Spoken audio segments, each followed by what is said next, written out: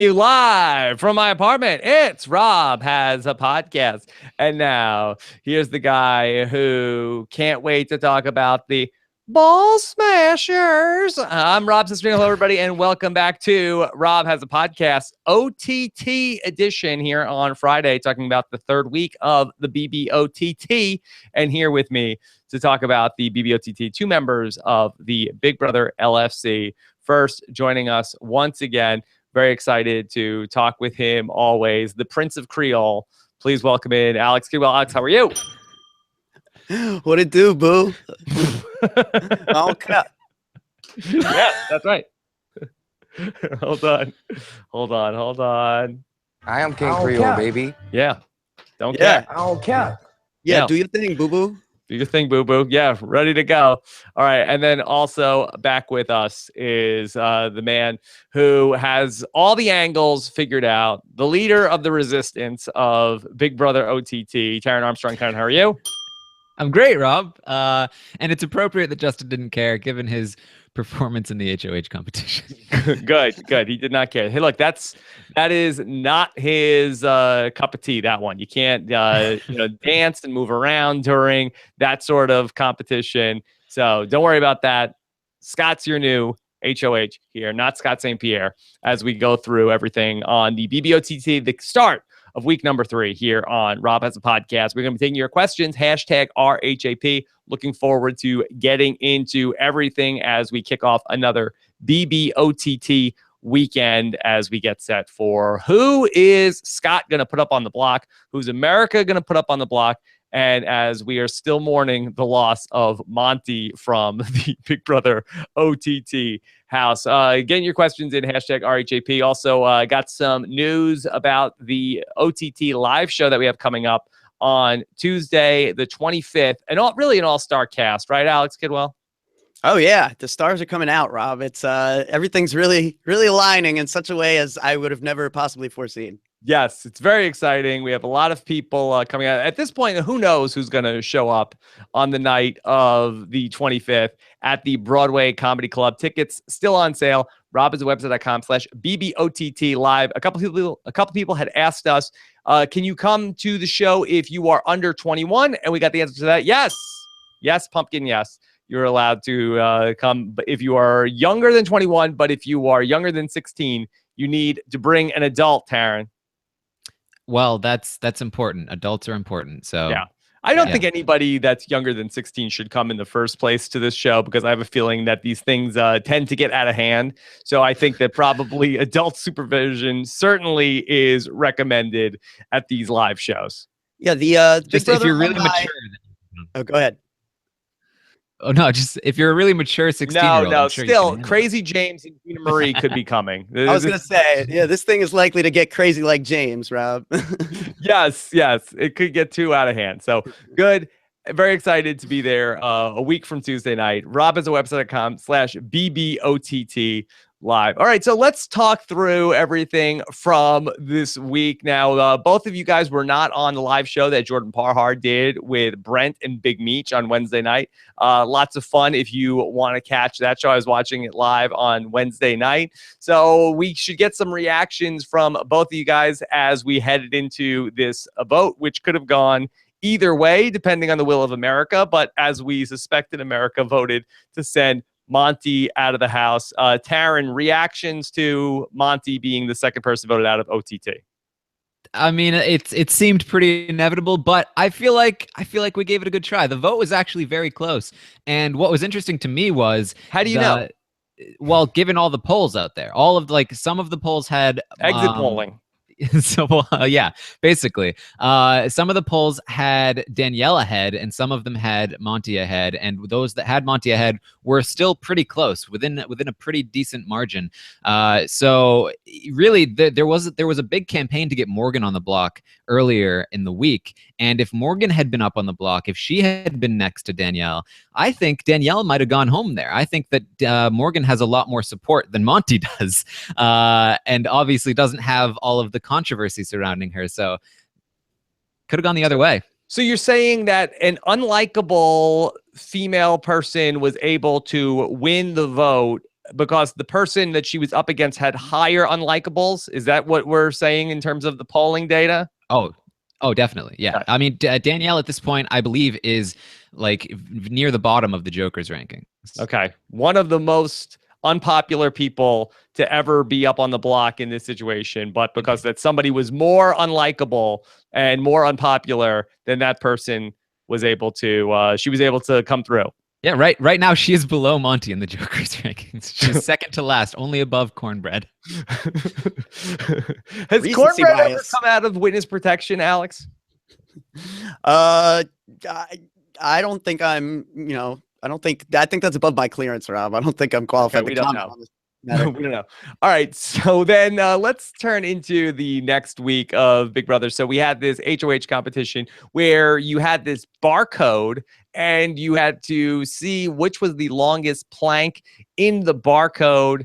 And ultimately, Scott is going to win. Alex, was this a fun competition to watch play out? No. Not at all. And as Taran talked about with Justin, the first HOH competition I've ever seen someone stop and take bathroom breaks and go and like get a snack during. Yeah, people were smoking cigarettes, right? You get to do whatever you want. Yeah, this is the most casual competition in Big Brother history, I would argue. Yeah, I didn't really even follow how exactly were you allowed to buzz in multiple times. It seemed like some people weren't even participating in the challenge. Alex, that it seems like that you really had to be very much dialed in to follow this one.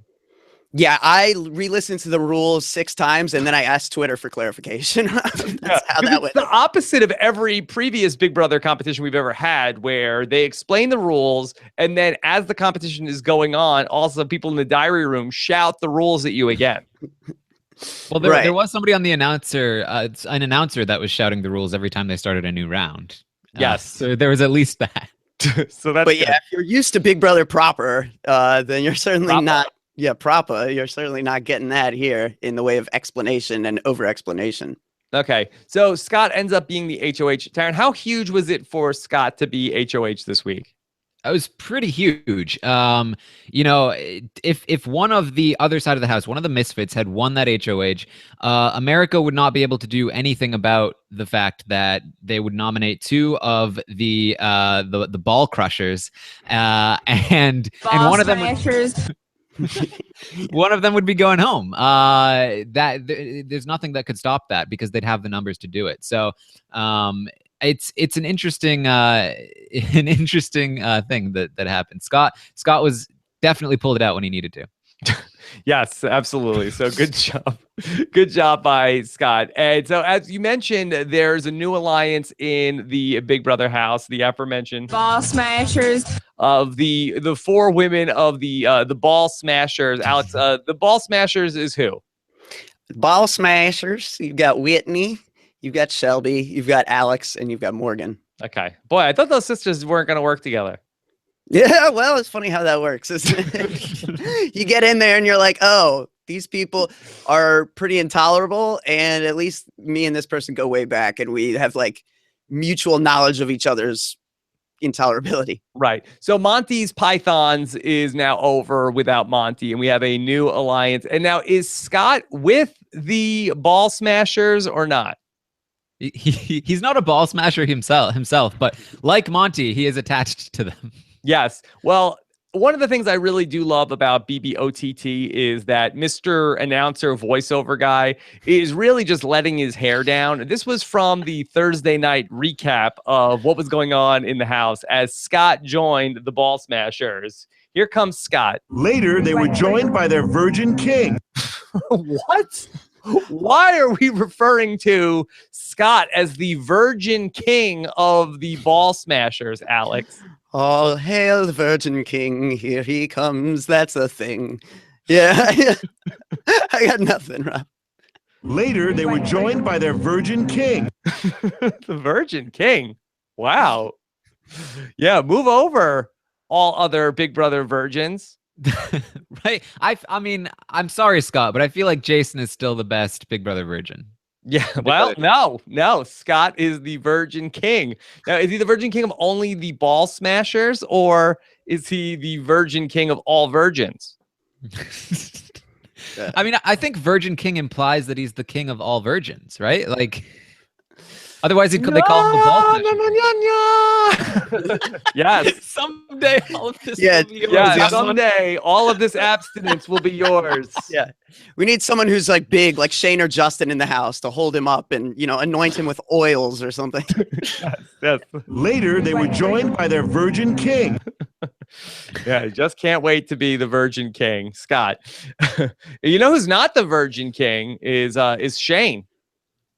No, he No. might be the king, but he's certainly not the first thing. Well, Yeah, okay, that's maybe right. we've figured it out. Maybe Shane was the Virgin King, and then it got passed on to Scott a couple nights ago. I don't know, but Mr. Announcer No Man longer was right fit on to top wear the of that. crown.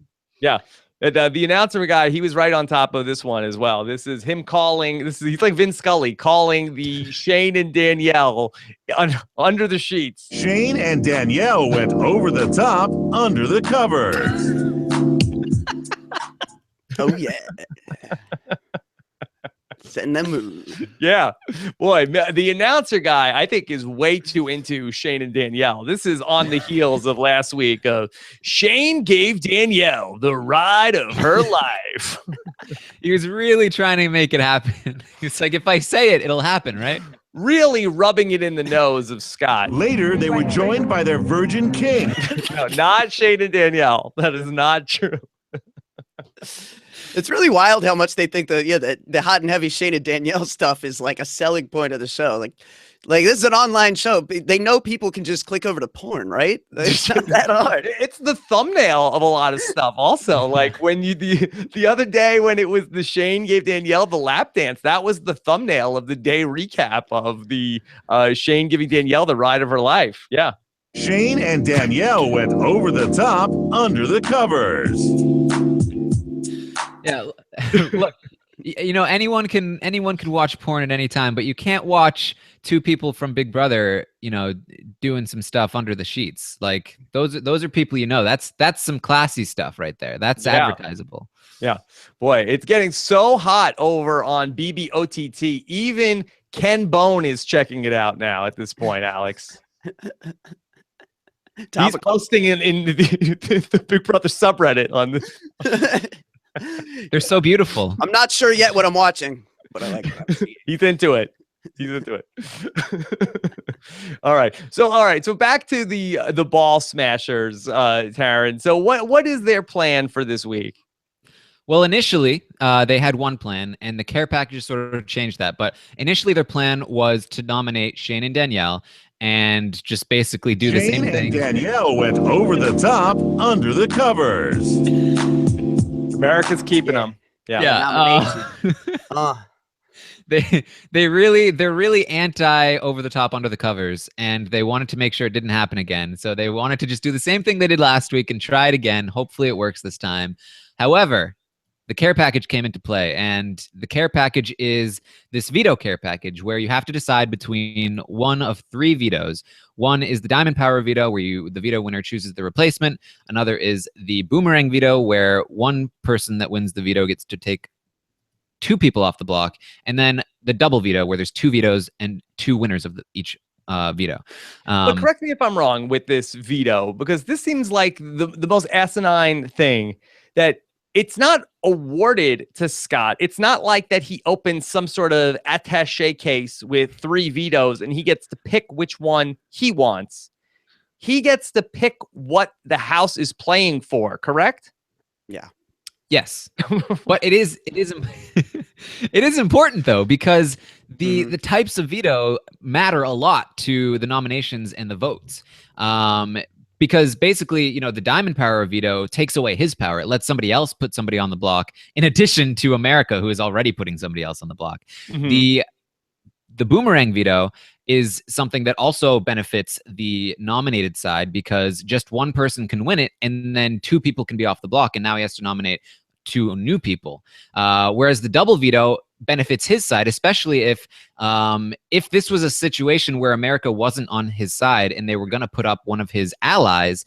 This would be largely beneficial to him, because they'd have two shots at winning the veto and taking down America's nomination, ensuring that the other side would lose a member finally. So the Yeah, double veto is that one person gets to take down two people and he gets to name two replacement nominees? That's the boomerang veto. The double veto is that there's two vetoes and two of the players will win each veto. So yeah, Alex, first and second in the competition will each receive a normal veto in the double veto situation. And I think what's interesting here is that you've got the other side, I think, fundamentally missing why this is kind of important. Like Chrissy and Neely, immediate reaction was like, oh, good, like this doesn't matter. This is more proof like America's on our side because this is something that doesn't matter one way or another because they don't see how it really helps Scott. But really what it does is, keeping it from that side is what makes it so huge. It's not really about the fact that Scott got it. It's about the fact that none of the misfit side did. So Taran, where is TVK leaning with this decision? It took me a second. Later, they were joined by their virgin king. But initially, again, he had an initial plan, which was, I want to do the diamond power veto. It won't put more blood on my hands. I won't have to nominate like 5 new people. By the way, has the diamond power of veto been fixed since Matt Hoffman broke it? Alex, do we know? Crazy glue it back together. I'd like to think they've like revisited whatever mine they got those diamonds from and tried to, maybe cut out a sturdier batch this time. Get out the craggle, not the crackle. Yeah. Okay. Sorry, Taran. After thinking about it, he realized if I choose the diamond power veto and one of the misfits win it, then they can put up Alex and Alex might go home. And I would be devastated if Alex went home on my HOH. He said that about 15 times. So instead, he went with the much smarter move, which is I'm going to do the double veto. And that's when he also changed his nomination plans. So he's going to put up 2 pawns in Chrissy and Neely, and then do the double veto and ideally take both of them off and replace them both with Shane or Danielle. Or if one of their side gets nominated, they'll have to use it on whoever gets nominated and then use the other one to nominate either Shane or Danielle. Okay, so the double veto is 2 vetoes can be won in this competition, like first and second place, or the winner is going to get 2 vetoes? The first and second place will both get vetoes. Okay, all right. So they could both be used. Mm-hmm. Both. Yep. Okay, 2 people can win one. But like normal vetoes in both cases. Could one person HOH win? replaces. One person cannot win both the vetoes. No. Okay. No. All right, good. All right. So, and this will all play out much later in the week. We still have to get through nominations, and we don't even play the veto until Monday, Alex, or is it Sunday? Yeah, Monday, because you have It's like Monday, the really yeah. extended double safety ceremony thing that eats the weekend. Right. It's sort of like we just can't have anything important going on over the weekend. Well, there may be reasons for it that, I don't know. Yeah. CBS has to do what they do. Just seems like, not a lot of people working the weekend. Yeah, well, people got things to do. It's LA. Yeah, whatever. Okay. You got a football team out there now, Rob. Yeah, not a big deal. What do you want? Now, are there the live diary rooms tonight, Taran? Yes, I believe so. Yeah, I was watching those last Friday night. Those were, I was switching back and forth between cable news and the live diary rooms last Friday night. Very fun. Yeah, they're still great. I feel like as the players get more experienced with them, they're using them more and more just to pander to America and less to explain their strategy, which is unfortunate, but they're still really great to watch. So hopefully we get more of the good stuff and less of the bad. Mm-hmm. Okay. All right. So then let's keep talking through everything else from the fallout from last week. Alex, was there a lot of fallout about Chrissy going up on the block after Alex had promised her safety last week? Yes, definitely. Chrissy and Neely, and they were the most upset. Neely was really upset. I didn't really understand, to be honest, why Neely was so upset. Because she doesn't have the right. Right. Well, it's, I just, it was, obviously I get Alex had made a deal, but then she had to go back on the deal. And yeah, she probably shouldn't have made the deal in the first place. But the circumstances kept, weighing against her more and more heavily. And at a point, you just kind of have to do what you have to do. And, they're mad that, their anger really stemmed from a place of she should have nominated someone who honestly, in any case, would have been a number for her side. So it really wasn't too easy to justify from an outsider perspective for me. Mm-hmm. Alex, I'm sorry, Taran, did you feel like that Alex, in her nominating Chrissy, ended up making a very bad move? I'm no. I mean, there wasn't really any other choice. And I feel like a large part of why the Misfits were angry was because they were close enough with Alex. They felt like they had enough rapport that they felt like they would be able to trick her into nominating Scott, and they were mad that they didn't get what they wanted, basically. And I mean, again, like there was no other option for Alex. Putting up Scott would have been a terrible move. Mm-hmm. And then in terms of the interview that Monty did with Julie Chen, any big takeaways for you, Taran? No, I mean, he was very surprised that Morgan and Alex are sisters. He talked a lot about his strong character and how he's a leader. Basically what we've seen from Monty in the last 2 weeks. So I don't know, nothing too surprising for me.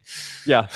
Alex, any other takeaways about Monty officially writing the eulogy for Big Brother Monty? Monty Massengill?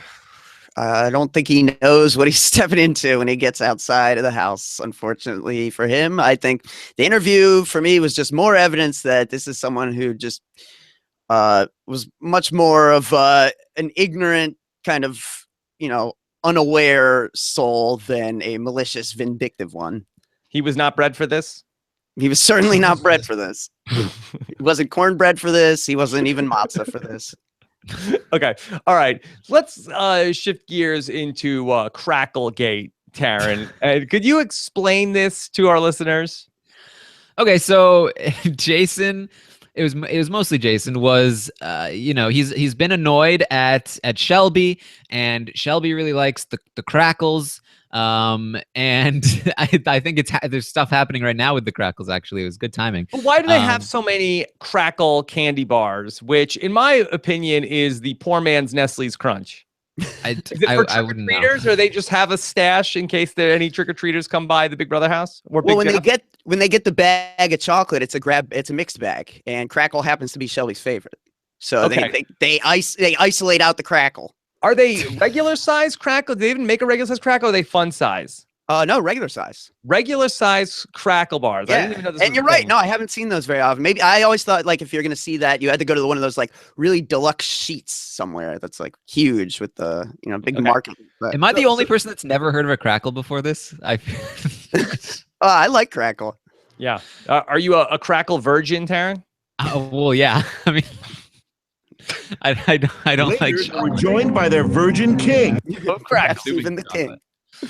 So, all right. So we have a big bag of Crackles that is just for Shelby. Is it a trash bag of Crackles, Taran? No, but Jason should have done that route. Yeah. Okay. Bagging them up. Bag them and tag them. Yeah. But right. yeah, but basically, Jason he picked out the Crackles. He took them and he heard them. He hid them. Well, you hear them when you eat them. That's why they call it Crackle. Okay, so he hid them, and when Shelby found out, she was not happy. But Shelby and Morgan recently found the Crackles and recovered them. And so they got the Crackles back, and apparently just now on the feeds, Jason has finally figured out that they refound the Crackles and they took them back. The battle rages on. Yeah. Now, Alex, this is a fine line between pranks and war in the Big Brother house. Is there any way for Jason to spin this as sort of like a James, Bazinga prank move? Not really, but luckily this is Big Brother over the top and he doesn't have to. He can just be like, "'Cause screw you, hooker," and like, that's fine. Like, what's the worst that's gonna happen? Yeah. I mean, is it just like, ha, ha, ha, hey, where are my candy bars? Or are people getting legitimately mad about this, Alex? I mean, no, here's the thing. When they were hidden, it was talked about and laughed about like, ha, ha, ha, ha, isn't this great? She's going to be so pissed. And then kind of when it was found, it was like, really? Oh, there they are. Like, it wasn't as big of a deal as I think they might have hoped it was. Mm-hmm. Okay. If that makes sense. All right, Taran. So do you think that there will be a lot of fallout from Crackle-gate now that they are missing again? Well, I don't know. I feel like I like, what's your move here? If you're Jason, you found that they've found them and taken them back. Like what do you just search for them and try to steal them back again? I guess that's the only move. You could So eat the crackle. Oh, there you go. That's I don't know why you don't just destroy the evidence, right? What Crackle? What are you talking about? I have not seen Crackle in this house this entire time. All right, so we'll see. Is this product placement by Crackle to try to get some more Crackle sold for the Halloween season, Taran? They paid Jason off. That's why he had to invent this whole feud with Shelby just so he could steal the crackles and get his crackle money. They should be paying somebody because he already works in the grocery store. He already has the connections to the chocolate distributor. Big crackle man. Inside job. Okay. Yeah, big Nestle getting their sticky fingers involved in this season as well as so many things. Yeah, that's right. All right. So then we have America's nomination coming up. Now, you guys were going back and forth on Twitter talking about who America ought to nominate this week. And you guys are currently in disagreement. So, Taran, why don't you make the case that who will your meme maker be encouraging people to vote for this week?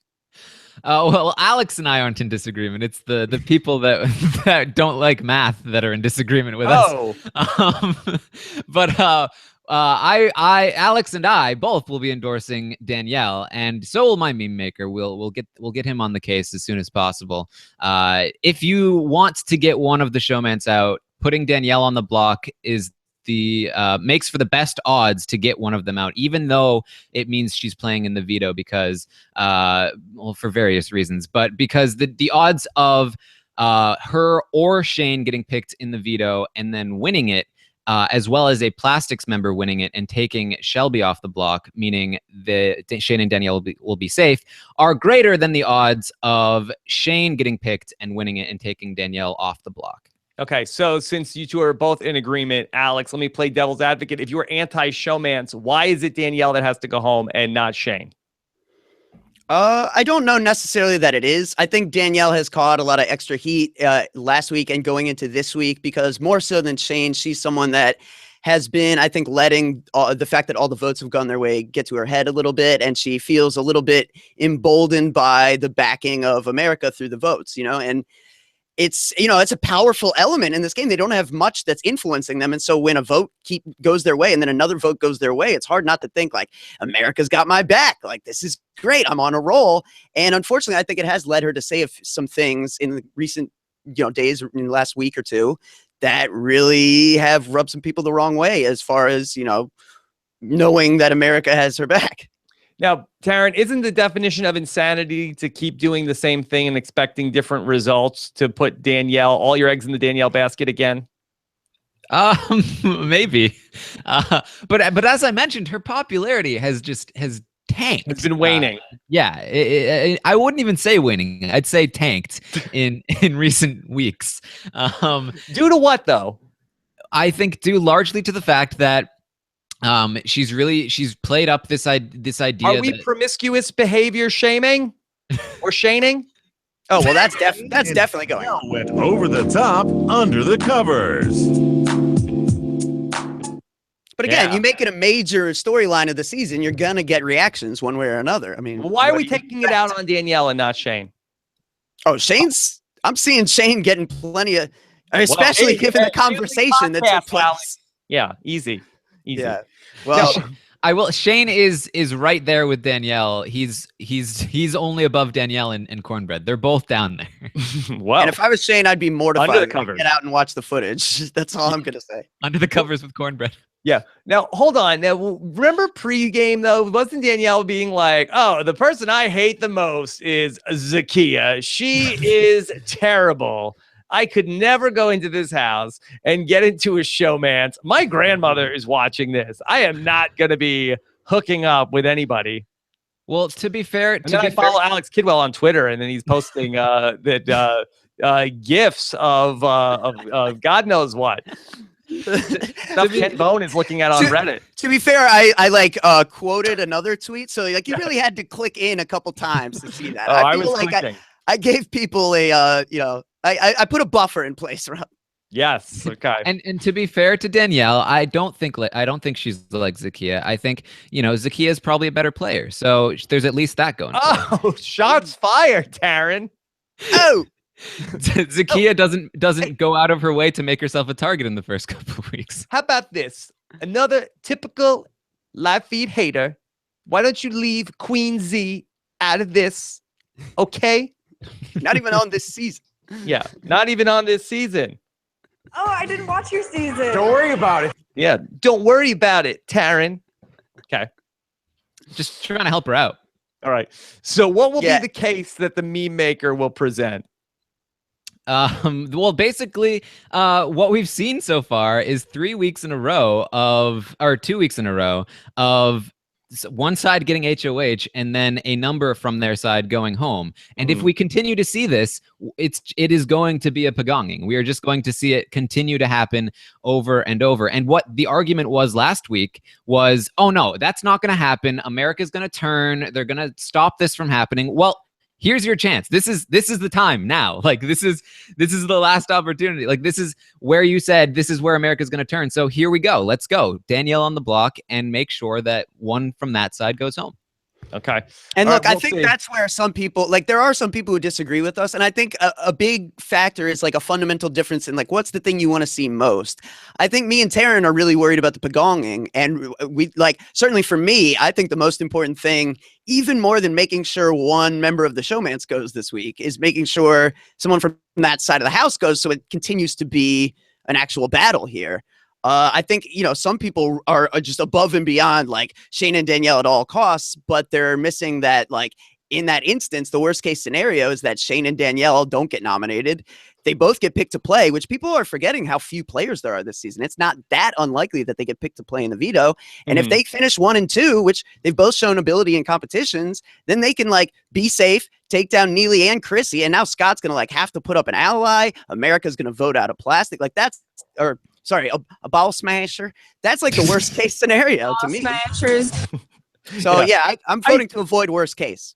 I do think that you guys are probably just looking at the big picture way too much and are just sort of afraid that there is going to be some logical plan in place from America is going to just keep just hammering away at this same thing. And I am a believer, and maybe I'm more siding with the Brent side of things, of that. I think that when it goes enough that like almost like I don't know what it's called, like when a river starts to go all the way one way and then there's erosion and then it starts to go all the back, that Alex, what's that called? You're a scientist. Come on, man. Well, I don't understand that argument. Like this, I'm representing that swing back, and you're saying that that's wrong. I think it'll happen naturally. I don't think Well, we then need what are to we worry. doing campaigning? I don't think we need to inorganically say like, oh no, we need to think ahead and we need to pick one off of that side to make it easier. I think that eventually people will be underdogs. People will root for the underdogs, and then I think that the voting will swing back on its own. So I don't think you need to sweat it as much. I'm not sweating it. I'm campaigning. It's fun. Like Alex, is Taran sweating it? No. And to be fair, Taran did outline the math for me before the show. And even if you're someone that adamantly just wants a member of the showmance to go home, still, it's the math is close. It's very improbable, but it's still slightly better odds for Danny to be up. Okay. Yeah, Scott, like I'm not, and I want to be clear. Like I'm not sweating anything. Like this is a natural. It's already a natural thing. Like we've seen that the other side of the house has gone down. The showmance has gone down in popularity, and I think without me campaigning, Danielle will still probably go up on the block, or at least she will be somebody that people want to vote for to evict. I'm just campaigning to have fun with it. Like. I'm not trying to say this season sucks or it will suck. And like, seriously, because I have a bone to pick with Brent about this, because he's trying to tell people that like they have no right to not enjoy something. And if you're not enjoying what you're seeing, that's fine. And I like you have every right to not enjoy what you're seeing. And I don't think that means you should give up on the season. I think that we will be able to enjoy the season as it goes on. And I think this week will be a part of why, because we'll get to see the power shift. And I think that'll be fun to watch. okay. Let your voice be heard. Power to the people. Okay, put it all in the meme. All right, so Scott St. Pierre has something up here on the screen. Let's take a look at what he wants to show us. Okay, so this is a meme from Stacked in FL. Biscuit, tell us if you approve this or not. So, all right, the care package is a 3-part plan of the care package. Send it to Scott. Mission accomplished. Part 2 of this plan is have-nots need to be Shelby, Alex, and then Danielle. Okay, are you on board with that? Biscuit, you don't care? I don't care about Shelby. All right. I did vote for have-nots this week, which is like, all right. I never vote on anything, but that was not how I voted. And then Stacked in FL says, no, the America's nominee should be Shelby. Because this is the person that won't listen to my math. Okay, so Biscuit says no way, no, not gonna work on this. This is a very complicated. This isn't a meme. This is a novel. I mean, to be fair, it is close. This is like a whole pamphlet of why this is like a timeshare, not necessarily of like I'm gonna really think this over. Like I need to go home. I need to go talk to my wife about this. I really, you're making a lot of compelling arguments, but I just need to. Can I sleep on it on this vote? It's too much information stacked. Taran, keep your memes shorter than this.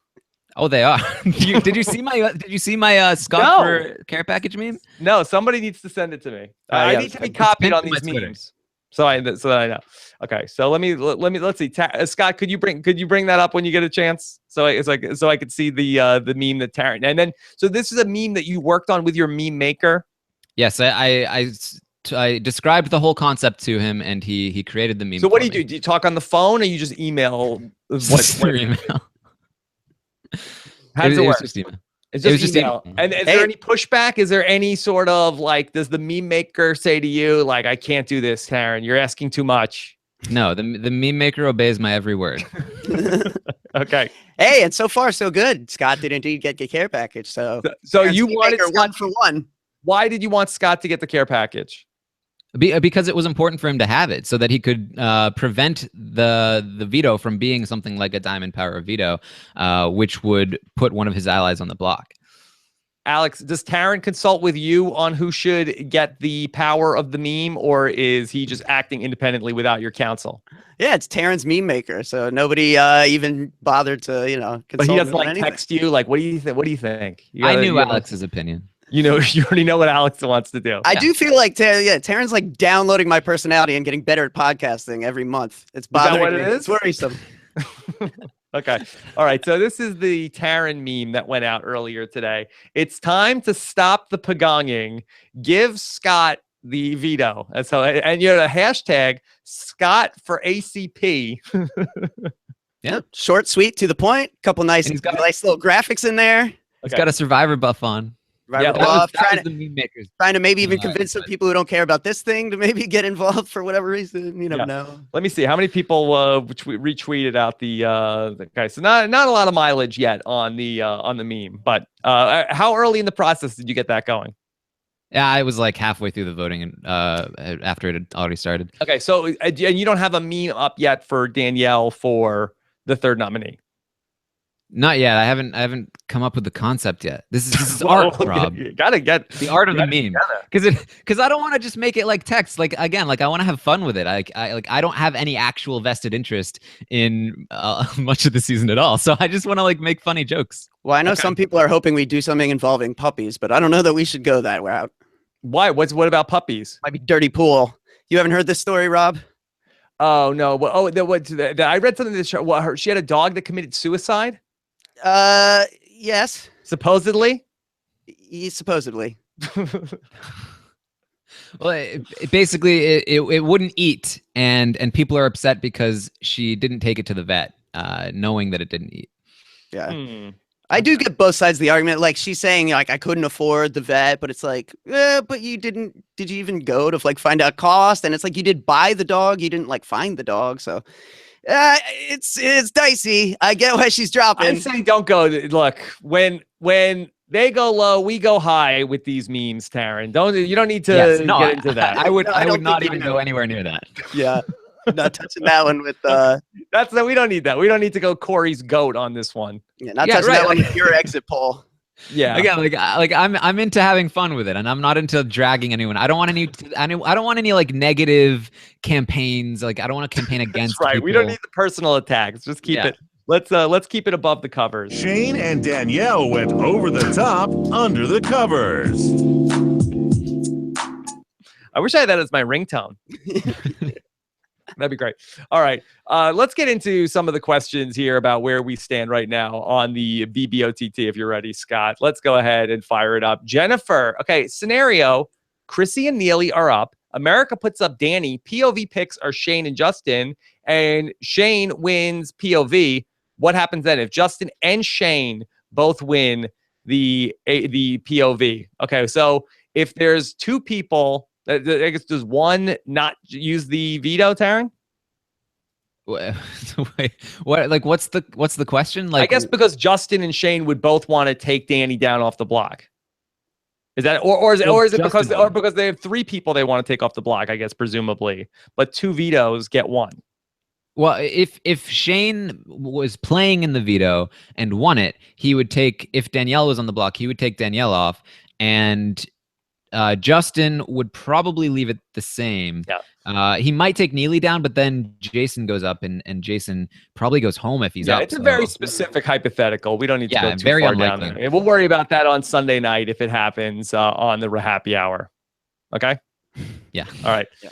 All right. Let's talk to Kyle, who says, if Danielle goes up as America's nom, would it be best for Scott to choose the boomerang veto? Alex, your thought on this? I still think the double veto is the better play because they could, if Shane won the boomerang veto, he can do a lot of damage. He can take down Danielle, he's safe, and he can take down, say, Chrissy, and then, Scott is left with not many options. I mean, I guess he puts up Jason and Justin, but then, Scott wants to work with Justin. It does a lot of damage there. So I still think the double veto is always going to be the safer play because it does the least to disrupt what is already his HOH. Yeah, with the boomerang veto, Danielle could win it and then actually be able to save both herself and Shane, as opposed to the double veto where she can only save herself and Shane will be vulnerable. And if Danielle wins one of the double vetoes and Shane doesn't win the other one, then Shane will be going home instead of her. Right, yeah, because that boomerang veto, she's like, I'll save myself, and then if he puts up Shane, then she saves Shane again, right? And that I assume that would be how it works. Well, Danielle wouldn't be replaced, so she would save herself and then just not use the other half. And when does that decision get locked in? Which one? The veto is chosen after the players are picked, I believe. Okay. All right. Yeah. So we got to wait. Fat Tyson Apostle says, by next Wednesday, who will have had the better week, Scott or Ken Bone? I mean, Ken Bone, I think, is going to be one of the great tragic figures in the history of this country. I think that Ken Bone, I can't wait for the 30 for 30, Alex, of this guy who 1 week ago right now was sitting at home, was a nobody, was going to the presidential debate, sat at one of the craziest debates, the craziest debate in the history of politics, and then became a internet sensation overnight, became famous beyond his wildest expectations, and now mired in scandal, only 5 days away from when anybody had ever heard about him. Yeah, I'm with you. Although for it to, it'd be a great 30 for 30, although they always find a way to loosely tie a thing into sports. So maybe I don't know if he has a Reddit comment about a game he watched or something that they can make. Yeah, we got to find out who his sports team is. Flew too close to the sun, Rob. Flew too close to the sun. Yeah, you can't. It's too crazy. It's too crazy. I hope it's just a soft landing for Ken Bone.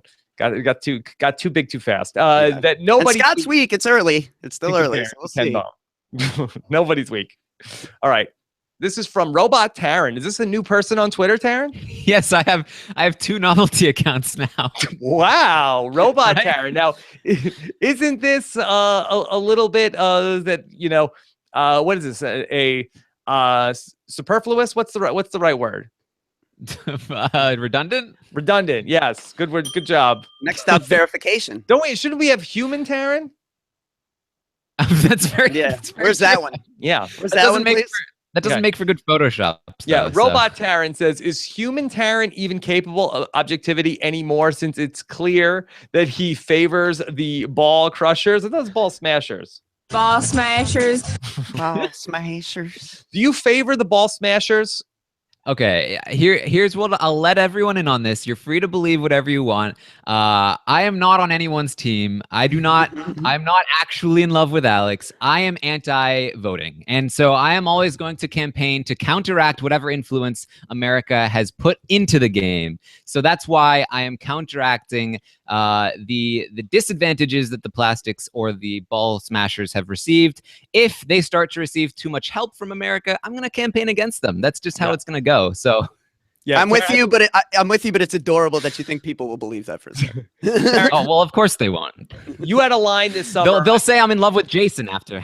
You said during, I think it was during one of the happy hours this summer, you said that I always root for the best player in any season. That's why I root for Derek. That's why I root for Dan. I root for the person who is the best player in any given season. And that's why I want them to win.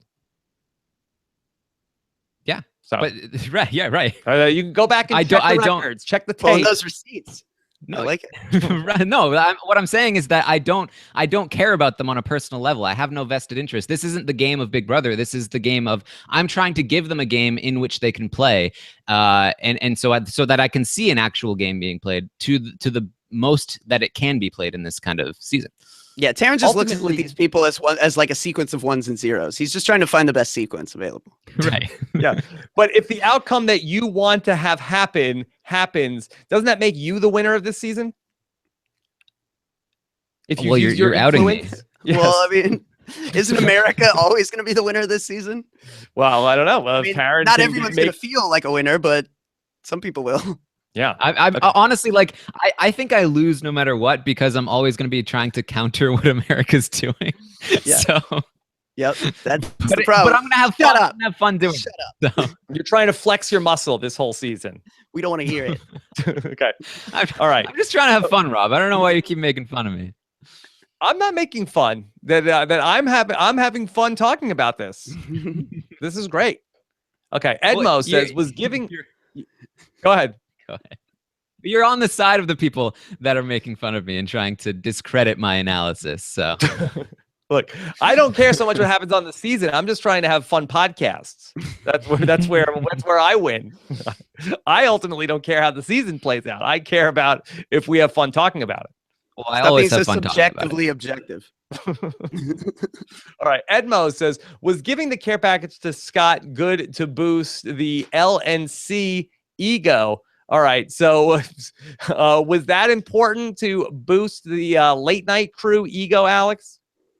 Definitely helps. And, you know, it is funny to see the two different sides react differently psychologically. You know, you've got justification on both sides. Like Scott and Alex, oh, thank God. Like, I guess we finally, maybe we're finally starting to get some support out there. Maybe we're not totally doomed in this game. Like, thank God. And then on the other side, they're like, this doesn't prove anything. If anything, this is proof America likes us because they've given him nothing. This is worthless. Like Chrissy is still, America is my ride or die. Like, it's so crazy.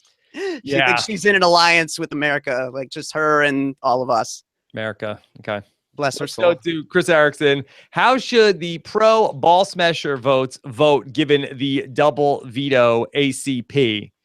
All right. Well, the America's care package, is this the next one, or are we talking about the care package that Scott already got? Are they saying who should they nominate? I'm not sure. Let me read the question again. How should the pro ball smasher voters vote given the double veto? I guess for the nomination. Right. Well, if Taran is pro ball smasher, so he's saying vote Danielle.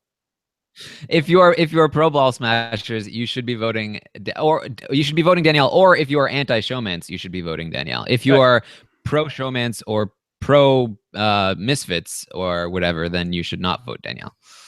All right. So Alex, who is the opposition to what Taran is trying to put forth? What are they doing? Who are they voting for? Well, you showed that meme earlier. A lot of people are saying Shelby, and it's really for Shelby. It's really for a lot of the same reasons. I don't think anyone is really trying to protect the showmance in the public right now. I just think it comes down to just the fundamental disagreement of what is the better odds. in terms of like, well, you don't want to put the showmance up because then there's a chance one saves the other, versus if you don't put even one of them up, there's a chance now with 2 vetoes that they could both win and take each other off. Ultimately, both are under 10% likelihoods in terms of what Terrence told me, but that's probably math that he should get into if anyone's going to get into it. Well, it's hovering so around drastically 10%, by the way. underqualified. Yeah. Yeah. All right. We'll save that for the 538 OTT to get into in that scenario. So I didn't read the whole pamphlet from Stacked in FL, but hasn't Shelby had a bad enough week with Crackle-gate? Does she deserve to go up on the block, Alex? I'm not the right person to ask because I like Shelby more than most people. Most people really don't like her. Is it just because Jason doesn't like her? Is that why people want to put her on the block? Well, she's got a very, and because she didn't know who Big Jeff was. I didn't watch your season. Don't worry about it. Well, that's an example of, I think, part of, like, she has no filter. She says whatever she thinks. And for me, as someone who watches so much feeds, that's fun. I like the spontaneousness and the unpredictability of what might come out of Shelby's mouth. But if you're somebody that's bothered by some of the things that she says without thinking about it, then I can understand why she's beginning to rub people the wrong way too. Okay. Taran, are there any third-party candidates trying to get America to vote a different way than either Danielle or Shelby?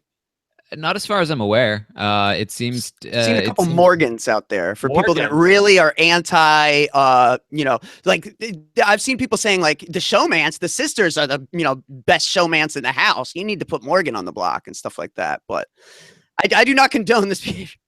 Well, it's funny because I feel like the people who are nominating Shelby are trying to do it to get the showmance out, but I feel like Morgan would actually be a better, again, using flawed logic still, and flawed math, it would, at least Morgan would have a better shot at winning power of veto than Shelby would. So it just doesn't make sense all around. Alex, has Brent weighed in with who he is endorsing to go up on the block this week?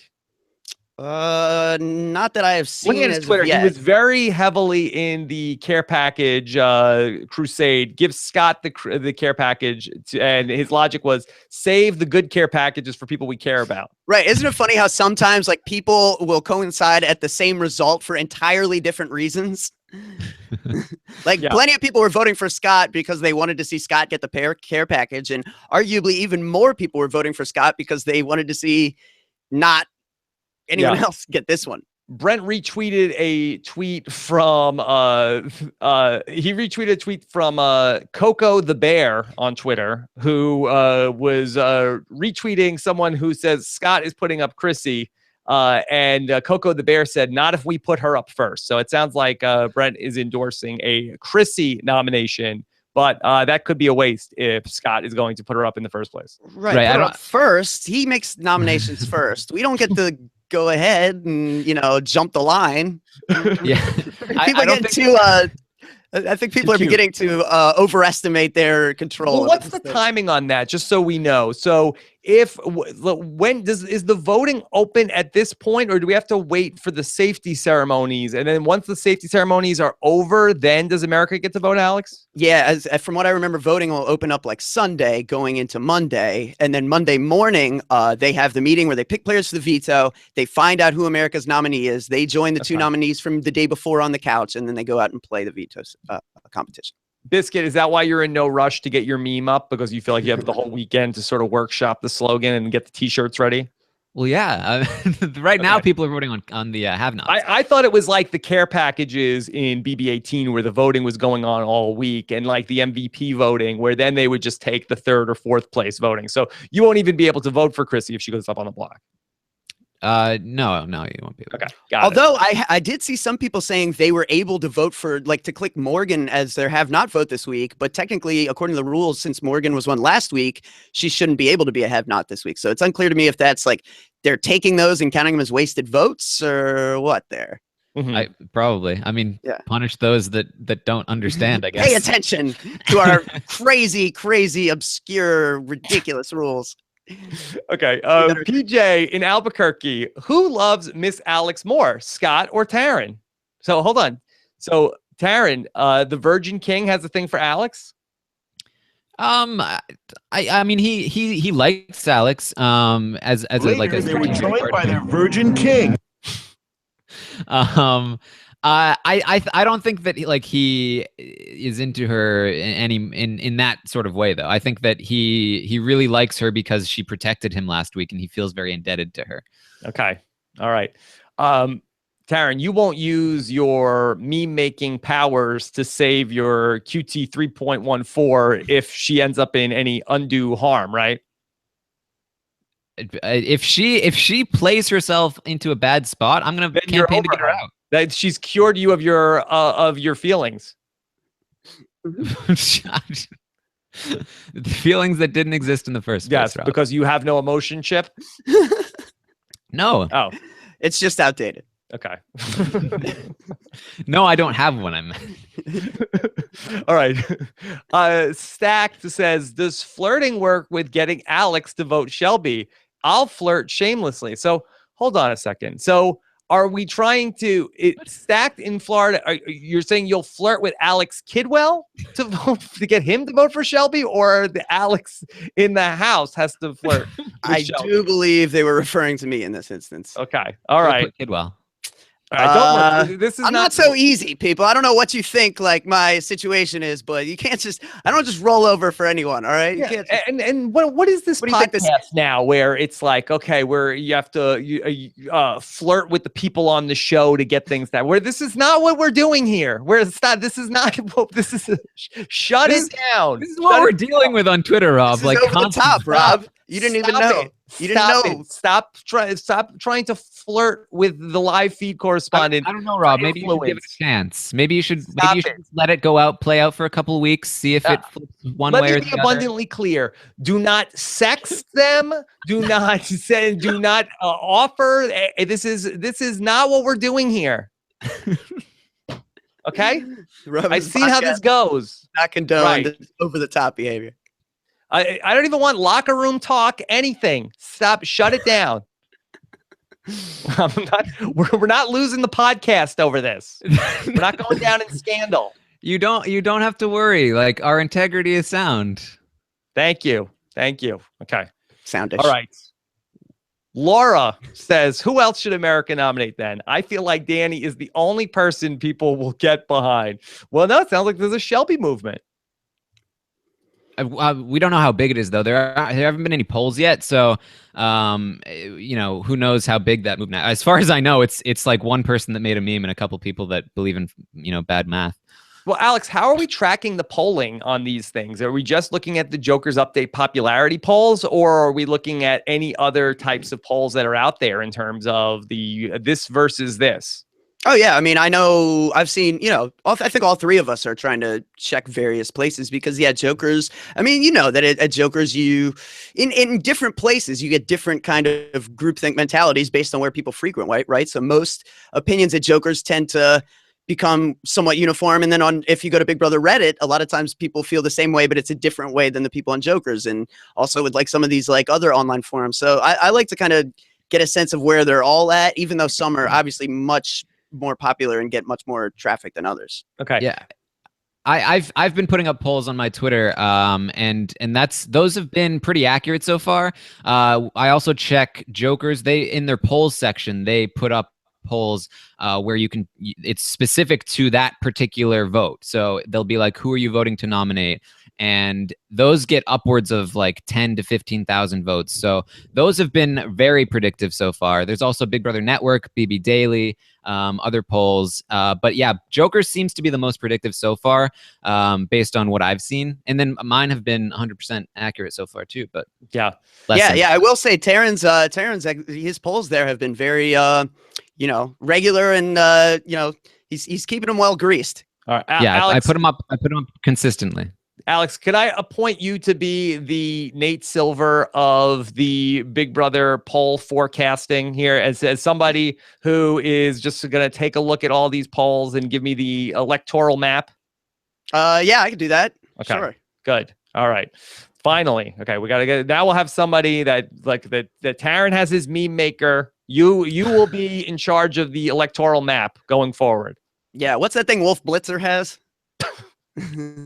I A don't hologram? Board? No, it's not that. Brenda says that Jason and Justin are okay with the showmance breaking up. Which one would Jason and Justin want to leave? Do they have a preference, Taran? I think they would prefer Shane to leave, if I'm not mistaken. Why? I don't know. He's not doing anything Snake. for him. What's Justin, What's I he mean, doing? Justin seemed like he had a thing for Danielle on night one. Is he over that, Alex? Well, I mean, if Justin's a very casual, free-spirited guy, so I think it's the kind of thing where, yeah, I don't care. So if Shane will be gone and Danielle's hanging out and I'm hanging out, they do what it do, boo. I mean, it is what thing popping off, and that's what's gonna happen. Yeah. Have we seen a more reserved Justin since the bathroom incident last week? Because again, that was in the long form version of the show. And he just, he got naked, he got in the shower, talked about scrubbing, about washing, and it certainly was not received well by Morgan and by Monty. That Alex, has he toned down things anymore in the house, or he just really he does not care? I don't care. Well, I think it just comes down to Monty's presence was just something that was really grating on. Like he has talked about since Monty's been gone that like I just couldn't be around him. Like he was just someone that his presence just really brought out the worst in me, and those girls always wanted to be around him. So I by extension didn't want to be around them. He's done the most really of anyone from either side in terms of right now, like just, talking to everyone, being social, being the guy that's like cooking food for everyone, just being naturally charismatic. And that actually had, there was a little bit of, just conversation last night where people are like on the misfit side are like, pretending to joke, but not really joking about like Justin playing both sides now, the way they kind of got on Scott for previously and have gotten on Shelby for and other people. And so then there was a conversation between Justin and Scott where he's like, yo, man, you got me, I got you. Like, what they're saying like that, I get what they were doing to you now. Like, it's cool. And like we can move forward. So there may be like some beginnings of threads between like two sides. But again, like nothing he's obligated to, nothing anyone's going to be like forced to stick to. Okay. Couple more questions here. This is from Kelly Lynch. Where are Scott's hands in the photo behind Rob? So I have the photo of Scott behind me, Scott from BBOTT. And he certainly does have his hands south of where the bottom of the photo is cropped. So Later, they were joined by their virgin king. yes, so we don't know what exactly Scott is doing here in the photo. Let's not jump to conclude. He's just bagging the groceries. Easy, biscuit, easy. I have vest pockets, people. Okay. This is vest pockets. This is where they are. Yeah. Pockets of my vest. Ball smashers. No, it's not what he's doing. Stop it. Okay. This is Vest from pocket pool. yeah. Kelly Lynch wants to know, Glenn, will he be there? Yeah, most definitely. Glenn will be there. And Hannah wants to know, is GM bringing the chicken parm? As far as we know, right? Oh, one can only hope. I mean, we didn't do anything to Nick. Yeah, that's right. Yeah. That's right. Nothing but good things to say about Nick Uhas. Yes. Alex, you're not wearing Nick Uhas's hat tonight, are you? No, it's not turquoise enough for all that. Okay. All right. And one last question. This is from Kelly Lynch. She says, I think that Shelby looks like Mike TV from the original Willy Wonka. Any thoughts? So are you seeing this? Do you think that Shelby looks like Mike TV? Now, Oh, I didn't watch your season. Don't worry about it. yeah, so that's what Taran's going to say. He didn't see this movie. Alex, Like Well, I haven't seen. If she Willy was Mike TV, she'd have watched Jeff's season, though. Come on. She Yeah. did. Mike TV never misses a season of Big are you Brother. seeing the resemblance? I could see it. I guess. If she maybe the looks of Mike TV, but more the behavior of Veruca Salt. Yeah, perhaps. General. Perhaps. All right. And again, in terms of Gina Marie and Crazy James, again, I can't promise you that they're going to be there. That we have an email. Look, if my email ever ends up on the WikiLeaks, you'll see that Gina Marie said I'll be there. Crazy James said he would be there, but I don't know. That Alex can confirm this. He was on the email thread. Yeah. Somehow I was included on all of this, and even Carol from Big Brother 8. So we'll see. It could be a veritable. That's why that with these things, I hate to ever say in stone anything is going to happen, because you never know with the reality people that like a bunch of people could show up or like I know there'll be a show. Glenn is going to be there. Adam Pock is going to be there. Eric Stein and Jordan Parhar. We're going to be there. And anything after that, we have no idea what's going to happen. Yeah, after that is gravy. It's Big Brother. Hope for the best, expect the worst, and we'll expect the unexpected. Yeah. But one way or another, we will be podcasting about BBOTT in person on Tuesday the 25th at the Broadway Comedy Club, and it should be a lot of fun. All right. So what's the hashtag, Taran? Is it your official meme hashtag? No, that's outdated at this point. That was Scott for ACP. Well, I mean, your next one. Oh, I haven't come up with it yet. Okay. Unless it's just like nominated. All right, then let me switch over to Nate Kidwell. What do you want to do, Nate? Man, there's so many options. Okay, and you don't want to go with. Later, they were joined by their virgin king. We could go. What did you say? TVK or what you call it? That's pretty great. Yeah, the return of the king. Good for him. All right. Well, this was very fun. Okay. All right. You're still enjoying the OTT, Taran? Yes. I don't know why you keep questioning me about I just want to make sure, like, that I'm so invested in whether or not you like this season. Admit you're miserable, damn it.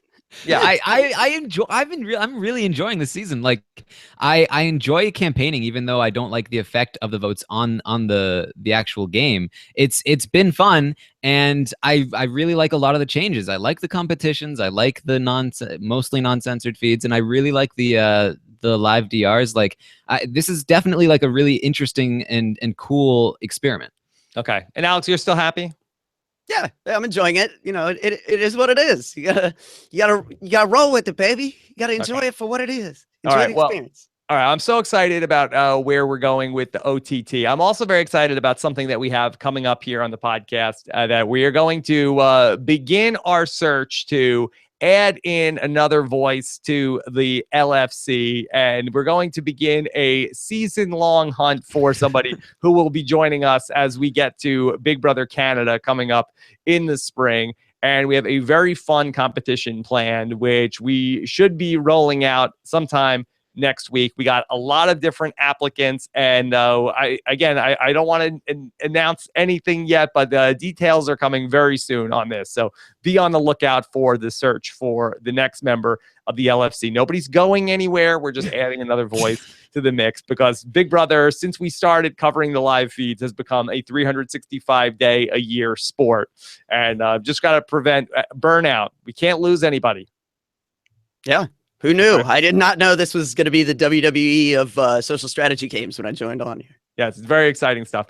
All right, so thanks so much to Scott St. Pierre behind the scenes. I got to check with him and make sure he's not burned out from too much Big Brother. Of course, the next Happy Hour is coming up this Sunday, although Jordan Parhar is warning me of a big storm headed to the western front of Canada. That is not proper. Yeah, big storm. So we will see, hopefully no interruptions there with Happy Hour this week. And then we'll be back again on Tuesday to talk about OTT coming up here on RHAP Propa. So looking forward to seeing how it all plays out over the weekend. Lots of fun Survivor podcasts as well. Randy Bailey on the recap, Miles and I. Fun voicemail show here in the studio as well, plus exit interviews and much more. All on Rob Has a Podcast. So check that out. Also, very fun News AF talking about Ken Bone. And I hate to say that we predicted bad stuff for Ken Bone this week, but I said at the time Ken Bone was riding high, and I said, look, there's only one place to go from here for Ken. And the question is, just how fast does it happen? And we really sort of got out in front of this. And I really wish Rob Has a PR firm would have been contacted by Ken Bone's people earlier in the process. I think we could have avoided all of the melee over the last couple of days. All right. So we will talk to you again soon. Take care, everybody.